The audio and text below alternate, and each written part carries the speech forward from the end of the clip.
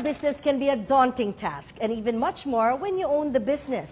Let's get to know the inspiring story of Eric Santos and his being his own boss in the world of JC Premier direct selling.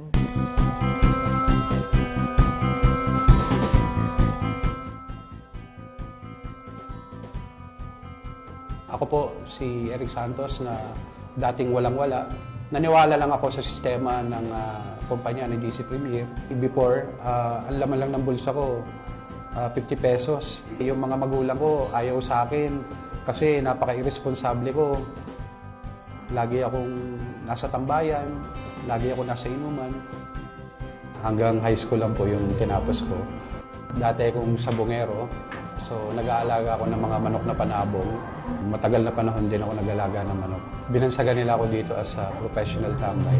Nag-start ako sa JC Premier 2013. Nagpa-member kagad ako kasi nagustuhan ko yung opportunity at yung sistema ng business.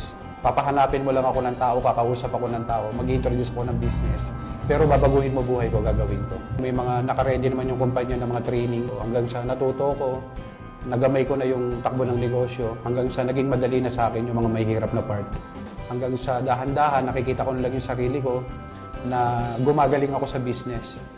Na nagugustuhan ko na yung ginagawa ko. Dahan-dahan yung mga pangarap ko, naaabot ko na pala. Malaki ang naitulong ng JC Premier sa family ko. So, dati yung anak ko kasi nag-aaral yan sa public school. Ngayon, nailipat ko na siya sa private school. Para sa akin, yung pinaka-priceless siguro, yung makapag-travel ako ng libre. Actually, dati makapunta lang ako ng circle, parang feeling ko nasa Italy na ako eh. Pero because of JC Premier, halos yung buong Asia, naikot ko na. Then, nakakatuwa, kaya dumami yung tao ko sa JC Premier, kaya nag-expand yung group ko. Kasi hindi ako magaling. Nakuha ko hindi rin magaling. Yung hindi magaling, nakakuha na magaling. Kaya para nangyari, magaling na rin ako. Then wala akong connection. Yung kakilala ng kakilala ko, nakakuha na may connection. Para na ako magaling, masipag, may connection pa. Then hindi ako pogi. Yung mga kasama ko, nakakuha ng pogi. Kaya parang pogi na rin ako. Nagpapasalamat lang ako talaga kay God kasi pinakita niya sa akin yung opportunity na kapareho ng JC Premier.